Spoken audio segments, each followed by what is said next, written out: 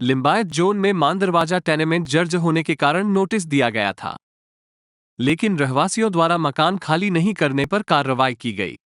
Limbayat zone से होकर मांदरवाजा tenement में पानी का कनेक्शन काटने की कार्यवाही पुलिस की कड़ी मौजूदगी में कार्रवाई की गई। मांदरवाजा टेनेमेंट को खाली करा लिया गया और रन इन अभ्यास किया गया।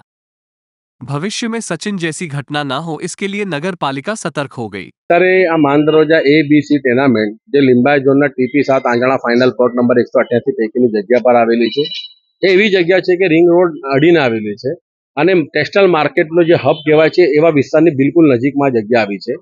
પરંતુ આ ટેનામેન્ટનો રીડેવલપમેન્ટ પ્રોજેક્ટ માટે જેમ અલથાણ, ડુંબાલ, આંજણા અને કતારગામ ગોટાલાવાડીના પ્રોજેક્ટો સુરત મહાનગરપાલિકાના સાકારિત થયા છે એ રીતિ પ્રમાણે આ ટેનામેન્ટનું પણ કામ થવું જોઈતું હતું.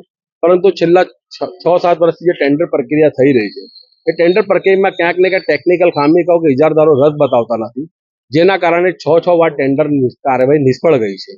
અને જે સુરત મહાનગરપાલિકાના જે વિભાગોના હસ્તક આ કામગીરી આવે છે, સ્લમ અપગ્રેડેશન વિભાગ હોય, લિમ્બાયત ઝોન હોય, ટાઉન પ્લાનિંગ વિભાગ હોય, મધ્યસ્થ વિકાસ વિભાગ હોય કે કાયદાકીય વિભાગ હોય, એ બધા વિભાગનું એકબીજા સાથે યોગ્ય સંકલન નથી અને એમને ખોખો આપવાની નીતિને કારણે આજે આ ટેનામેન્ટ વાસીઓ અને ભારતીય જનતા પાર્ટીના જે શાસકો છે એઓ અનિર્ણાયકતાના ધની સાબિત થયા છે.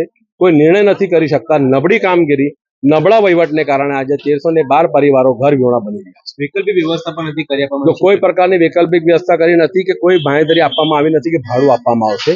કારણ કે અગાઉ 2021ની અંદર જ્યારે એ ટેનામેન્ટના 380 ફ્લેટ ધારકોને આવી રીતે કાર્યવાહી કરી હતી, આજ દિન સુધી કોઈને ભાડું મળ્યું નથી ને 380માંથી માત્ર 80 ફ્લેટ ધારકોને વૈકલ્પિક આવાસની વ્યવસ્થા કરી હતી. આજે સુરત મહાનગરપાલિકાના પોતાની પાસે પણ વૈકલ્પિક આવાસ અવેલેબલ નથી.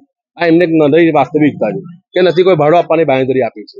આપણે ઈશ્વરને એટલી જ પ્રાર્થના કરીએ કે આ ટેનામેન્ટ માટે જે નિર્ણય શાસકો અને તંત્રએ તાત્કાલિક ઝડપી રીતે કરવું જોઈએ એ તાત્કાલિક ઝડપી રીતે કરે ને આ લોકોને ન્યાય. Bureau report, voice India TV.